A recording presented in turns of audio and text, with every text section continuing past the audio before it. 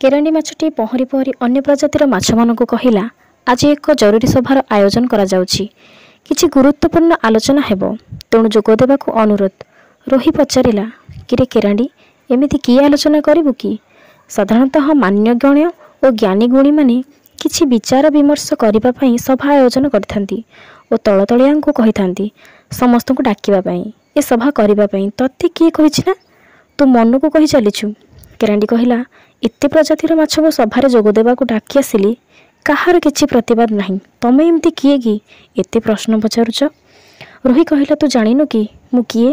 ଅଗାଧ ଜଳ ସଞ୍ଚରୀ ରୋହିତ ନୈବ ଗର୍ଭିତମ୍ ଗଣ୍ଡୁଷ ଜଳ ମାତୃଣ ସର୍ପରି ଫର୍ପର ଆୟତେ। ତୋର ଯାହା ଆକାର ଆଞ୍ଜୁଳାଏ ପାଣିରେ ତୁ ଫଟଫଟ ହେଇଥାଉ, କିନ୍ତୁ ମୁଁ ଅଗାଧ ଜଳରେ ରହି ମଧ୍ୟ ଗର୍ବ ପ୍ରଦର୍ଶନ କରିନି। ଅଳ୍ପ ବିଦ୍ୟା ଭୟଙ୍କାରୀ।